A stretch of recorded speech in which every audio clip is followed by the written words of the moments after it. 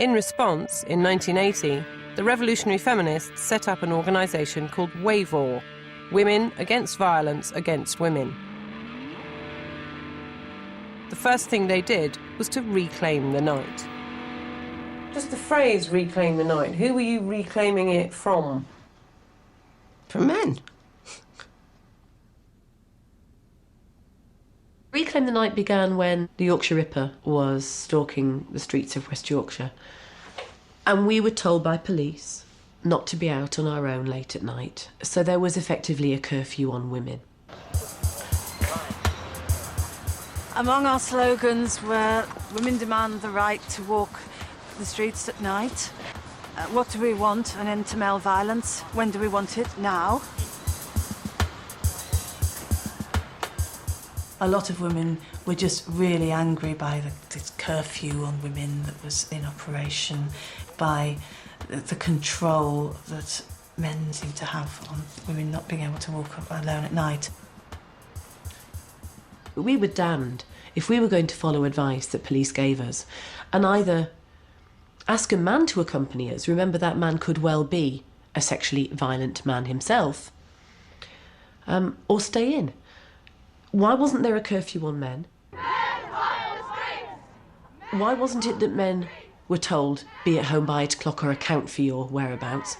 That was far more important in terms of keeping women safe.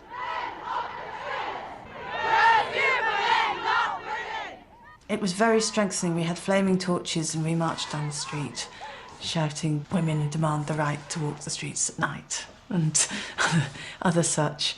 And it was at the time when the pubs were just emptying, and so groups of men were coming out of the pubs, a bit beery and so on, and we were shouting at them, and oh, what's this? It felt really powerful.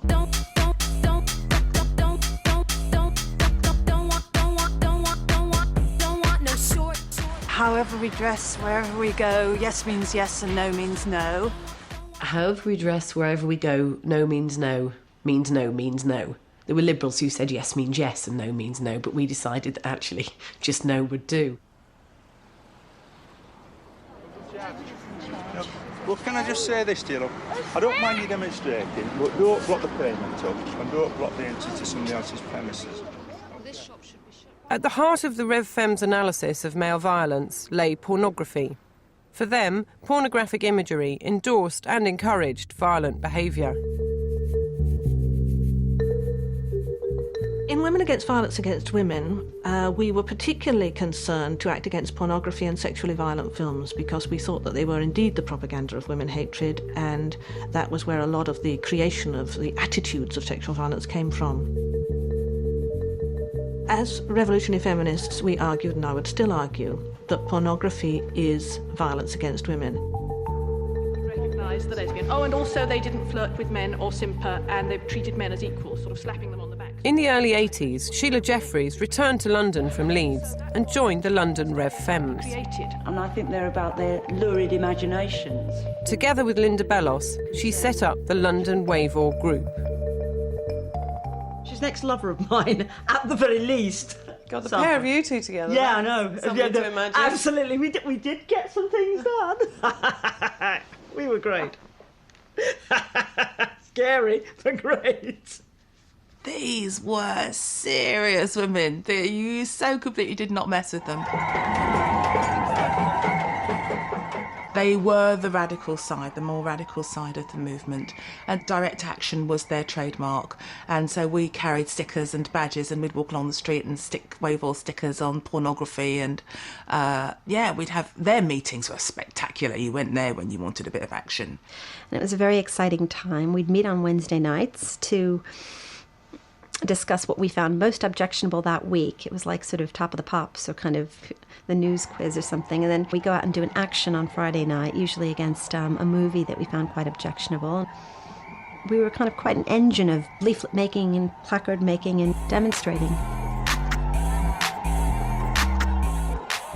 The whole thing that WAVOR was saying, pornography is wrong, yeah, okay. I think that was probably the thing that then really got me into WAVOR. When I was straight, I'd read a lot of porn. I'd got out with this bloke who just had porn all the time. I didn't have a job, and he just had porn around, and I just read porn. Like, I'd spend the whole, like, hours of a day reading all these porn magazines. And they're just horrible, and they really, really actually... I can't say. They really get into your head and really sort of like, it's quite not good. Some people might think if you don't want to look at pornography, you could choose to live your life without ever really looking at it or even knowing much about it. So why was it important for you to focus on it? Well, personally, I kind of didn't have that option as a child because I grew up in central Manhattan and I grew up in the middle of the porn industry. So every morning going to work, I had to walk through rows and rows of porn palaces, sex shops, peep show arcades with women in little cages, like animals, kind of drugged to the eyeballs. Signs saying, you know, girls dancing for your pleasure, our girls do anything, you know, girls, girls, girls, we're cheaper than the next guy. I think I was really disturbed by what I saw day in, day out, year in, year out as a child.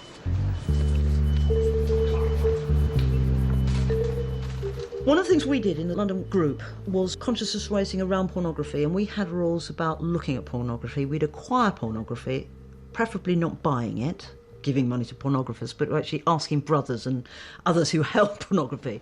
And we looked at it, but we'd only look at it in the group. Was the anxiety that if you looked at it at home on your own, that it would be arousing or that it would be disturbing? Disturbing. Largely it was disturbing. Sometimes it was also arousing. I mean, we discussed the extent to which women had rape fantasies. You know, it happened. Many of us, almost every one of us did. You know, what was that about? Here we were, you know, strong, you know, lesbian feminists. Why are we having these fantasies?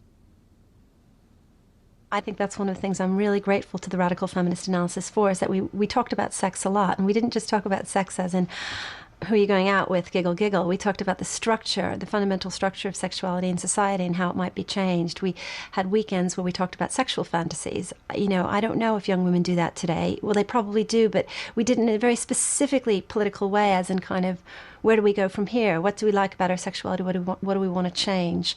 It was all really terribly exciting and very searching and probing. So, what was the question? Oh my God.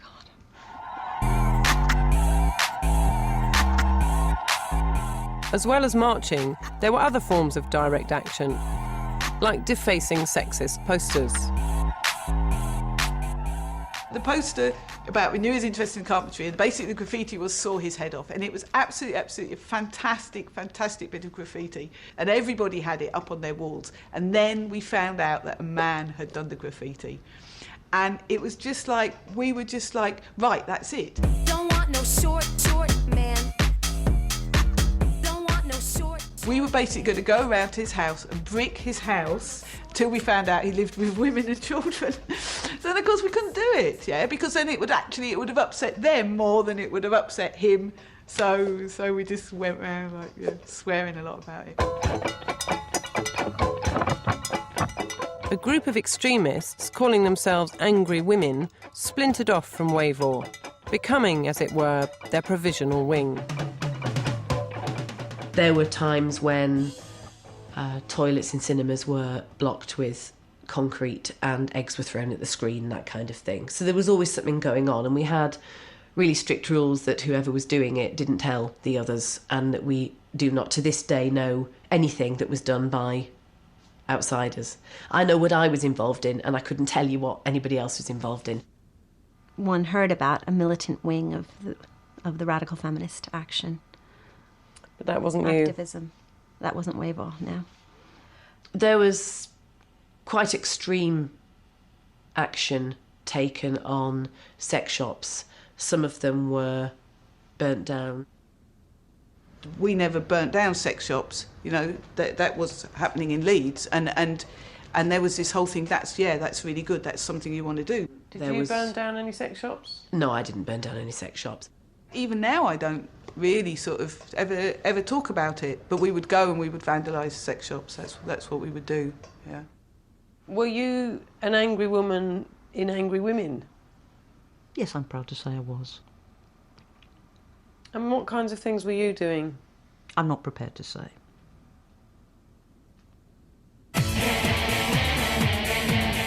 By the early 80s, feminism had well and truly come of age, but was about to enter a second phase.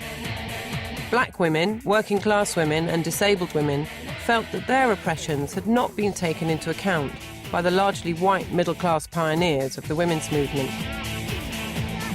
This was the era of so-called identity politics. Calling yourself a feminist was no longer sufficient. I'm a working class black woman. Oh, I've said speaking as a Jewish lesbian. I would always identify myself as a black lesbian. Oh Lord, you couldn't be involved politically in the 80s and not get involved in identity politics.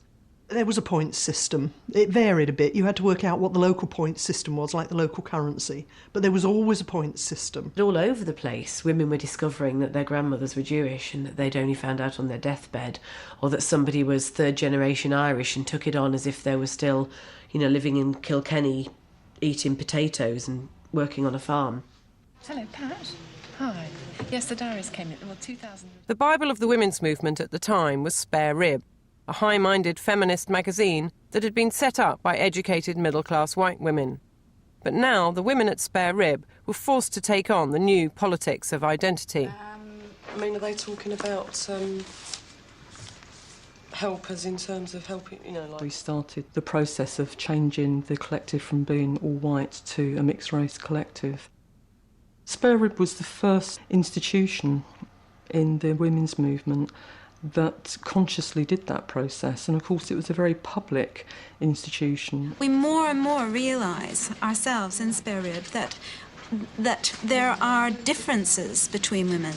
That doesn't mean that we can't unite, that we can't fight for the same things, but there are differences that we have to take account of and we have to pay attention to. When the first black women came onto Spare Rib, I think they were in a very difficult position. I don't think we were so crude as to say, OK, you go and do all the stuff with black women, we'll carry on the way we are. But we did, I think simply by having them on the collective, it would make things better. And I don't think that anybody predicted that it would make things a hell of a lot worse. Spare Rib invited Linda Bellos to become the first black woman to join their all-white collective. What I found, good women. I enjoyed working with a lot of them. Not all of them, but I enjoyed working with a lot. But what I found was that they used to do these things that I used to call them feminist travel logs, in which somebody was going on holiday to somewhere for 3 weeks and they wanted a commission to write. The stories were always the same, about smiling faces, in the face of adversity. They were always the same patronising rubbish. And after a while, I started writing back to them to say, no, we won't take a piece from you. However, if you're going to Nicaragua or South Africa or wherever, perhaps you would put us in contact with local women who can write for themselves. Then the letter would come back. They may not speak English. And I'd say, that's fine. We will have the material translated, but actually we want to hear from women in their own language, in their own words. We knew from letters that were coming from women who lived there that they desperately wanted an article written on women in El Salvador. They didn't have the time to write it. Most of them couldn't speak English. They really wanted this woman to write about their predicament, and she was being told she couldn't because she wasn't from El Salvador. Now that is ridiculous. I think the sort of splits we saw on the collective were being echoed in women's meetings and activities, up and down the UK. I think that's true, but I think they were really intensified in Spare Rib because with the women readership was very broad, and people were continually writing into us and saying, you're not representing us. And you just put your head in your hands and say, well, who are we representing? And we didn't know how to deal with it as largely white feminist movement. We didn't know how to cope with that. And so we turned quite a lot on ourselves. They suggested that we do an article on what it's like for blind women in the women's movement, and particularly Sisters Against Disablement were formed because we felt excluded by the women's movement. we were pretty upfront about how we would challenge it. We would shout and scream.